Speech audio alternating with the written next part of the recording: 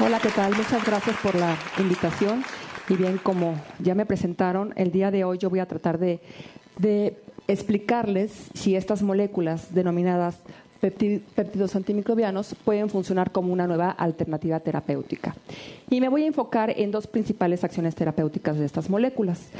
Acciones como antimicrobianos y acciones como posibles nuevos fármacos anticancerosos.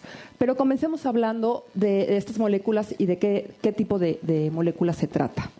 Como su nombre lo indica, al tratarse de péptidos, son moléculas de tipo proteico y por lo tanto están constituidos por aminoácidos. Estas moléculas son producidos por todos los seres vivos, desde las bacterias hasta los humanos, los producimos como parte de nuestros mecanismos de defensa innatos y tienen una característica muy peculiar estas moléculas. Tienen una gran cantidad de aminoácidos positivos, por lo tanto tienen muchas cargas positivas y tienen un carácter catiónico. Estos péptidos se pueden clasificar de diferentes formas. Se pueden clasificar con base en la función biológica que tienen, en dónde se producen, en el tipo de enlaces que presentan, en cómo está su estructura en un espacio tridimensional. Y aquí les muestro algunas representaciones precisamente de esa estructura. Estos péptidos pueden tener estructuras de tipo hélice, estructuras de tipo láminas, estructuras combinadas o estructuras lineales. Y actualmente existe una base de datos, aquí les muestro la portada principal de este sitio de internet, en el cual ahí están agrupados todos los péptidos antimicrobianos naturales que se han descrito hasta el momento. El ejemplo que aquí les estoy poniendo, esta página la consulté en noviembre de este año y en esa fecha se consideraba que había 2.445 péptidos antimicrobianos, los cuales son principalmente producidos por animales, la gran mayoría, les siguen las plantas y luego las bacterias, pero también, como les mencionaba, los hongos, los protistas también pueden producir este tipo de compuestos y en esta página pueden encontrar todo lo relacionado con este tipo de moléculas. ¿Cuáles son sus principales funciones? Estas moléculas tienen efectos antimicrobianos, como su nombre lo indica, pero también pueden tener efectos antivirales, efectos anticancerosos o citotóxicos, que me voy a referir a ellos después.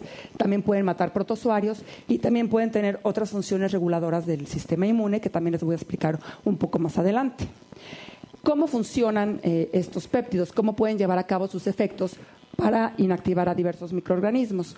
Bueno, como les mencioné, estos péptidos son básicamente catiónicos, es decir, tienen muchas cargas positivas y este es el mecanismo mediante el cual van a atacar a los distintos microorganismos.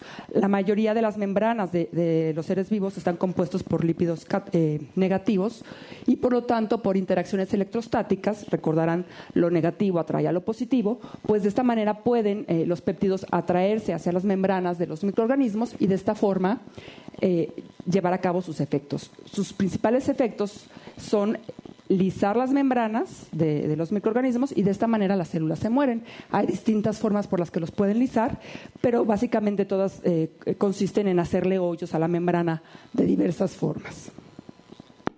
Además de estos efectos sobre las membranas, también estos péptidos pueden tener efectos intracelulares de distintos tipos, por lo tanto los hace también muy versátiles. Aquí les muestro un video del mecanismo de acción. El video no corrió, pero bueno, básicamente se trataba de ver cómo las bacterias iban a ser inactivadas por los péptidos antimicrobianos, en el cual se iba a lisar la membrana y la bacteria eventualmente iba a morir. Los péptidos se van agregando en las membranas, van formando un tapiz, o pueden ir formando un poro y de esta manera lisan a las bacterias, se libera el contenido intracelular y finalmente la célula muere. Pero bueno, esta plática, como les mencioné al principio, yo la centré en determinar si estas moléculas pueden ser actualmente consideradas como unos nuevos agentes terapéuticos, tratando de suplir un poco a los antibióticos y también tratando de ser nuevos agentes anticancerosos.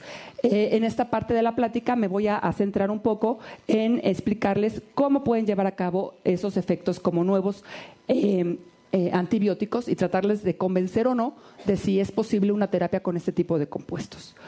Bien, como todos ustedes saben, las infecciones ocasionadas por bacterias son un problema muy importante de salud pública, y también es conocido el hecho que ya hay una gran cantidad de bacterias resistentes a los antibióticos convencionales, además de que los antibióticos tienen diversas desventajas.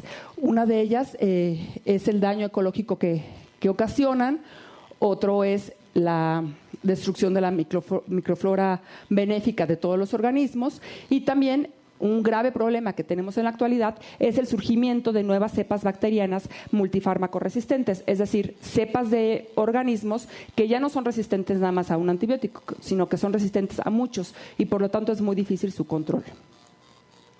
Y haciendo un poco de historia de la historia de los antibióticos, en 1928 Alexander Fleming descubrió la penicilina, y este descubrimiento llevó a pensar que ya se había encontrado la panacea contra las infecciones ocasionadas básicamente por bacterias.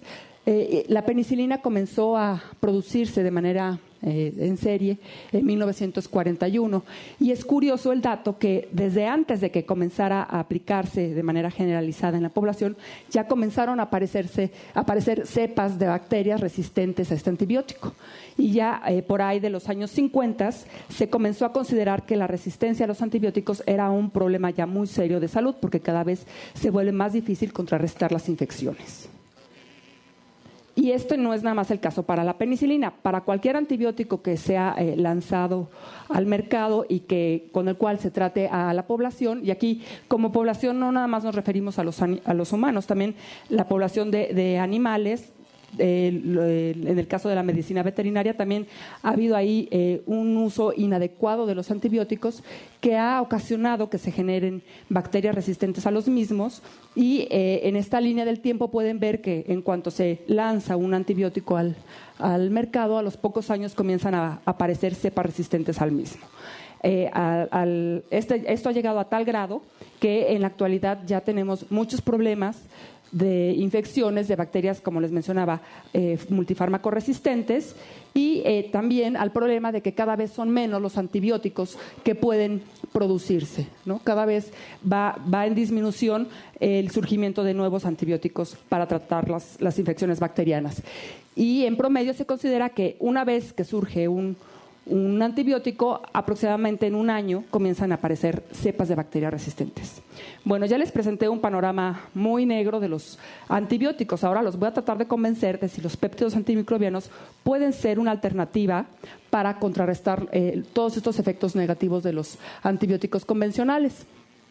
¿Por qué podrían ser una alternativa? Bueno, como ya les mencioné, matan bacterias directamente, no tienen efectos muy tóxicos para los mamíferos, además de que van a ser más selectivos para las bacterias por las cargas negativas que tienen las bacterias en su membrana, y también se ha descrito que, aunque sí puede llegar a haber resistencia a los péptidos antimicrobianos por parte de las bacterias, esta resistencia tarda mucho más tiempo en aparecer, ya que las bacterias han estado en presencia de los péptidos antimicrobianos durante muchos años y por lo tanto no se han vuelto muy resistentes a los mismos.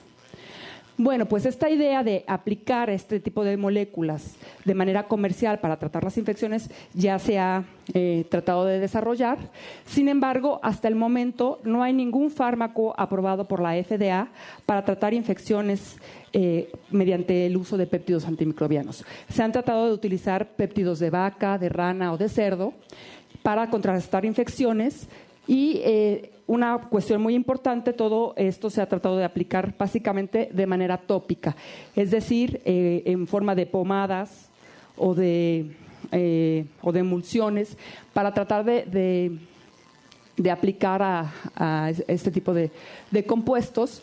Y hasta ahorita ninguno ha podido tener éxito en el mercado, han llegado solamente a ensayos clínicos fase 3, es decir, ya en pacientes que tienen ciertos padecimientos, pero todavía no se les ha permitido su liberación al mercado. ¿Por qué? Porque presentan también ciertas desventajas, no son tan buenos como como quisiéramos. Y entre estas desventajas es que, como se tratan de péptidos, es muy caro producirlos. Se considera que producir un péptido antimicrobiano, 1 gramo, puede llegar a costar hasta $400, además de que estos péptidos se degradan muy fácilmente por otras enzimas, por lo tanto no se pueden aplicar fácilmente en forma de pastilla, ni tampoco de manera sistémica. Entonces no representan una buena alternativa todavía como antibióticos, ¿sí?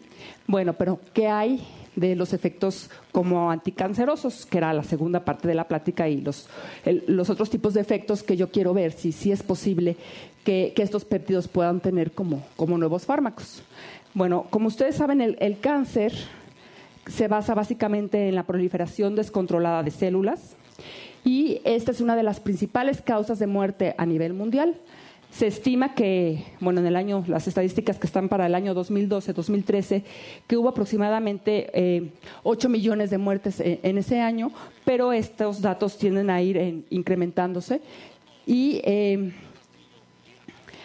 además, para poder tratar este tipo de padecimientos se utiliza una terapia convencional que tiene diversas desventajas. ¿Cuáles son esas desventajas? Bueno, estamos aquí refiriéndonos a una terapia que está basada básicamente en quimioterapia, radioterapia o cirugía, y presenta bajos índices terapéuticos, es decir, no siempre se va uno a curar. Son muy tóxicos, tienen muchos efectos secundarios, y estos efectos secundarios están básicamente relacionados con que todo este tipo de terapias también va a afectar a células sanas. Bueno, en ese sentido, los péptidos antimicrobianos pueden tener ciertas características que los hace más factibles de utilizarse como anticancerosos con respecto a la terapia convencional. Estas características es que presentan citotoxicidad selectiva contra las células cancerosas, básicamente. ¿Y a qué nos referimos con citotoxicidad selectiva? Bueno, quiere decir que las células cancerosas son diferentes en cuanto a la composición de su membrana con respecto a células sanas.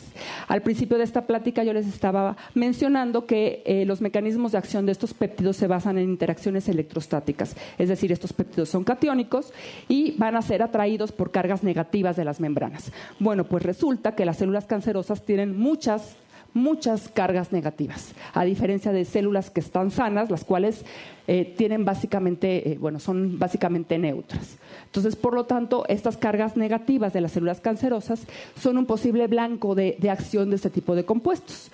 Y también en ese sentido ya se han tratado de aplicar este tipo de moléculas de manera terapéutica, utilizándose diversos péptidos de diversas especies, todas ellas de animales hasta el momento, bovinos, ranas, humanos o insectos, pero estas pruebas no han llegado todavía a fase clínica, es decir, todavía no han sido probadas en pacientes, tan solo se han probado in vitro o en modelos de ratón de tumores. Y también presentan ciertas desventajas. Para poder llevar a cabo estos efectos, para matar a células cancerosas, se requieren mucha cantidad de péptidos. Esto los vuelve que sean muy caros, que se requiera grandes cantidades para producirlos, como ya les mencioné, y por lo tanto esa es una gran desventaja. Entonces, hasta ahorita, de este momento de la plática, ustedes dirán, pues entonces estos péptidos no sirven para nada, ¿no? No sirven como antibacterianos, no sirven como anticancerosos, pero sí hay alguna otra opción de utilización, que es la inmunomodulación, ¿sí? ¿Y a qué me refiero con esta palabra de inmunomodulación? Bueno, me imagino que todos han oído hablar de la respuesta inmune, y cuando hablamos de modular esta respuesta inmune, pues precisamente nos estamos refiriendo a que la respuesta se mantenga sobre ciertos niveles, sobre un cierto equilibrio, es decir, que no sea una respuesta exacerbada, ni tampoco que sea una respuesta deficiente. Y se ha observado que estos péptidos pueden llevar a cabo estas funciones. No llevan a cabo una respuesta exacerbada ni deficiente de la respuesta inmune. Y eso quiere decir que cuando un tejido tiene un daño por una bacteria, por un trauma, por un golpe o incluso por una célula cancerosa, el péptido antimicrobiano funciona como un switch, ¿sí? Que puede encender la respuesta inmune para atraer células del sistema inmune y que contrarresten este daño, y después volver al tejido a niveles basales, ¿sí? Que vuelva todo a la normalidad. Y bueno, esto es un plus de los péptidos antimicrobianos porque ya tenemos 3 en 1, ¿sí? Estos efectos inmunomoduladores resulta que también pueden, por lo tanto, permitir contrarrestar infecciones y contrarrestar a células cancerosas. Además de que estos efectos inmunomoduladores los llevan a cabo a dosis muy bajas, a concentraciones muy pequeñas.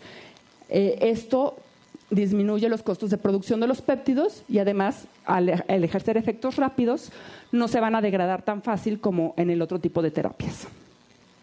Bueno, hasta el momento no se han aplicado este tipo de compuestos en fases clínicas ni preclínicas, aunque bueno, se han estudiado muchos in vitro, y nosotros en la Universidad Michoacana estamos particularmente interesados en estudiar péptidos antimicrobianos de plantas. Todos los ejemplos que les mencioné anteriormente se basaban en péptidos de animales, pero nosotros volteamos a ver a las plantas, ya que también son una fuente muy importante de este tipo de moléculas, para ver si pueden funcionar como anticancerosos y como inmunomoduladores. Y hemos volteado a ver a 2 especies de plantas que son muy importantes para nuestro país y para Michoacán, que es el chile habanero y el aguacate. Y bueno, aunque no representan estos péptidos una buena alternativa como antimicrobianos ni como anticancerosos, la regulación que pueden ejercer sobre la respuesta inmune es muy importante. Y finalmente quisiera también mencionar que la investigación básica que se hace para determinar si existen nuevos péptidos, cuál es su mecanismo de acción, etcétera, es muy importante para poder eventualmente desarrollar un nuevo terapéutico. Muchas gracias.